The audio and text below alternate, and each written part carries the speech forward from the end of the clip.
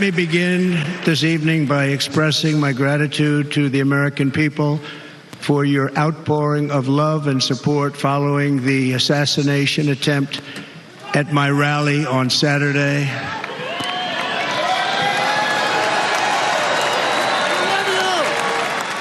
We all know the biggest news of the month of July, the assassination attempt of the former U.S. President Donald Trump.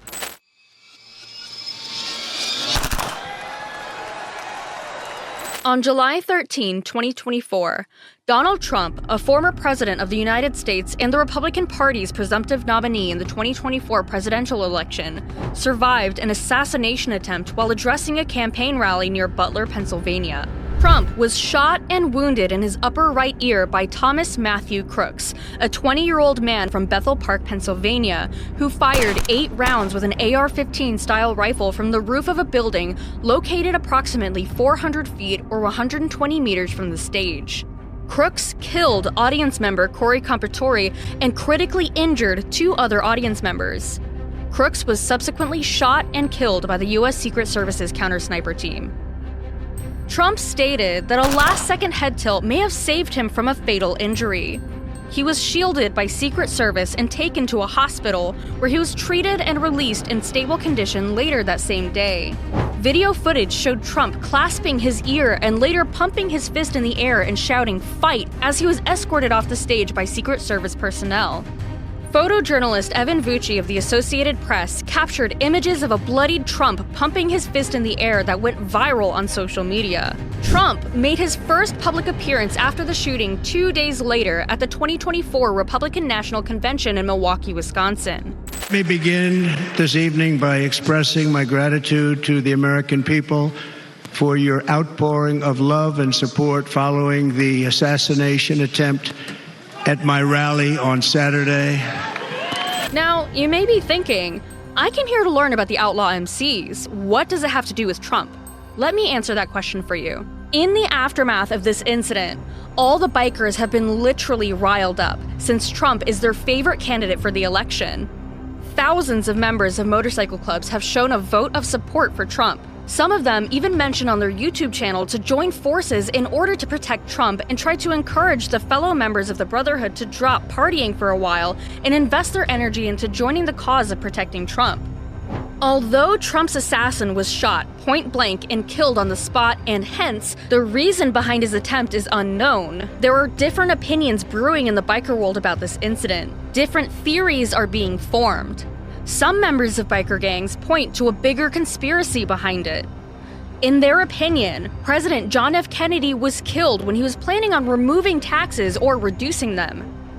What if Trump is planning on doing something good for the citizens, and that's the reason the haters tried to put him down? Biker gangs supporting Trump are not new, though. Previously, we've seen bikers lining up to support him. A biker named Chris Cox founded a grassroots group called Bikers for Trump as a protective force after some conflicts emerged at some of the Trump rallies a few years back. We are here simply to stand with Donald Trump and for his fellow supporters, and in the event that we have to provide extra security, we will. An entourage of more than a dozen supporters who joined President Donald J. Trump in a Manhattan courthouse included a former president of an outlaw motorcycle gang in New York City who spent years in prison on drug charges. The man, Chuck Zito, helped found in the early 1980s the New York Nomads chapter of the Hells Angels, the infamous club that started in California. The Justice Department described the organization as a criminal enterprise and linked the New York chapter to the Gambino crime family. Mr. Zito later left the biker group to try to become a movie star in Hollywood. Mr. Trump has long shown an affection for macho bikers and addressed a rally of them in Washington in 2016 before the election. A group called Bikers for Trump took part in several so-called Stop the Steal rallies after Mr. Trump lost the 2020 election. Wisconsin, I love Wisconsin.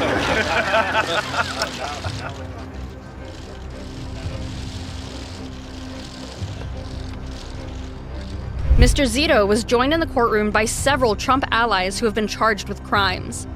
But the question is, why do these ruthless members of biker gangs love Trump so much? For the election in 2020, marvelous imagery could be seen everywhere in the US. The President of the United States sitting astride a motorcycle in a leather jacket in front of the Capitol, rifle in hand. There he is again, once more leather-clad, both of his middle fingers extended as he stands on the southern border. The words written on the t-shirts and denim vests alongside the imaginary biker version of Donald Trump exuded similar vibes. Finally, someone with balls. Talk shit, spit blood. Trump 2020, the wall is coming. At Laconia, New Hampshire's annual Motorcycle Week, the oldest such rally in the nation, apparel sporting Trump is on sale everywhere you look. Liam Andrews, an 18-year-old who was working at a vendor tent that had perhaps the most formidable showcase of Trump shirts, doesn't care much for politics. But he does know one thing: the Trump shirts sell more than anything else. By the time Laconia's Bike Week came to an end last month, his store had sold out of its most popular shirt, which read, Trump 2020, because f*** your feelings. In the US, most bikers hate liberals. At its core, American biker subculture is rooted in the idea of rebellion, against society's norms and against authority. It's about brash individualism of saying and doing what you want despite what others may think. In Trump, many bikers have found an unlikely idol, a non-biker real estate billionaire who nonetheless paints himself as a rebel, outsider, and disruptor. I think they like his crudeness, his rudeness, said Bill Thompson, a lifelong biker who is a professor of sociology at Texas A&M University Commerce, where he studies motorcycle culture. At rallies like Laconia, where tens of thousands gather along the shore of Lake Winnipesaukee every June, support for Trump is easy to find. For most of the summer, Laconia's Wares Beach is a family-friendly destination, a time capsule of nostalgia replete with arcades, a lakeside boardwalk, and one of the nation's few remaining drive-in movie theaters. But for a week every June, Wares Beach is transformed as bikers descend there for the largest motorcycle rally in the Northeast. The language is foul, the wardrobe is leather, engines are loud, as is the music. Booze flows freely, tents sell chaps and vests with gun pockets. You can smoke where you like for the most part. There are daily wet t-shirt contests. In the most raucous bar, men pay women in lingerie to spank their bare bottoms with a paddle. And for a state so far north that it borders Canada, there are a surprising number of Confederate flags on clothing, a sign of the links some bikers have with white supremacy.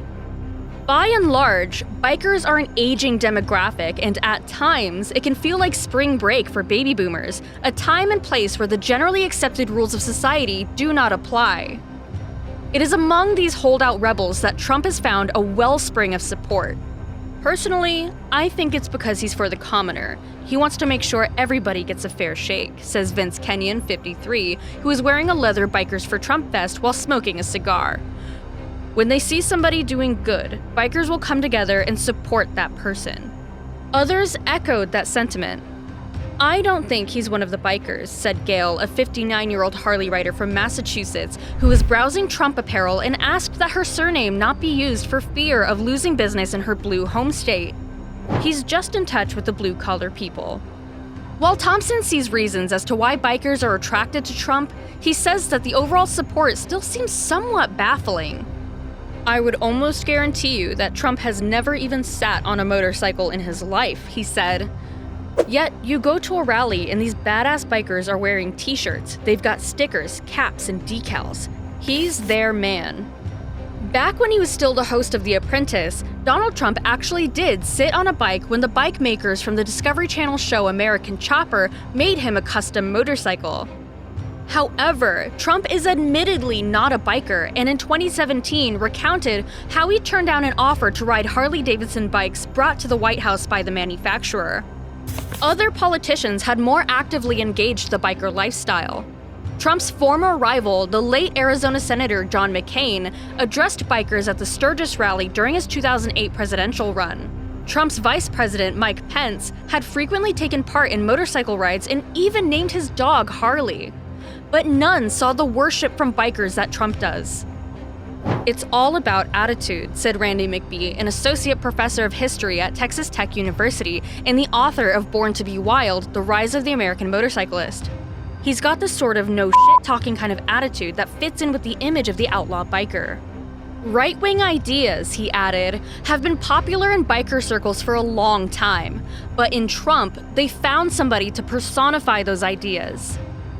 Bill Hayes, a California biker who's written a number of books on motorcycle culture and outlaw motorcycle clubs, says conservative candidates have always been attractive to bikers, but that Trump's flamboyance has resulted in an equally flamboyant embrace. A lower-key politician that embraces the ideals, would we like him or her? Yeah, he said. But in this case, it's all so over the top that the support is over the top. The biker love has not gone unreturned. Trump has repeatedly hailed the Bikers for Trump group, which is now a political action committee, and painted them as key allies. I have the support of the police, the support of the military, the support of Bikers for Trump, he told the conservative website Breitbart in March. I have the tough people, but they don't play it tough until they get to a certain point, and then it would be very bad. Very bad. Trump's statement was read by many as a threat of potential violence against opponents if his administration were cornered.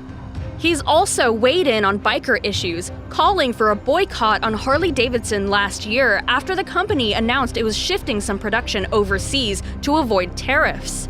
This spring, Trump reversed course on the company, calling EU taxes on the bike manufacturer unfair and vowing retaliation. But at Laconia's rally, a world away from trade disputes, Trump remains popular despite his seesawing on the country's most beloved bike brand. The Trump shirts sell everywhere we go, said Rita Farhat, who immigrated to the US from Lebanon nearly 20 years ago and sells biker apparel across the country. Outside her tent on the sidewalk, two topless women, their breasts only slightly obscured with paint and pasties, were offering to pose for photos with passersby for tips. A stall next door was selling bongs, engines revved and tattoo guns whined. The Trump t-shirts continued to sell.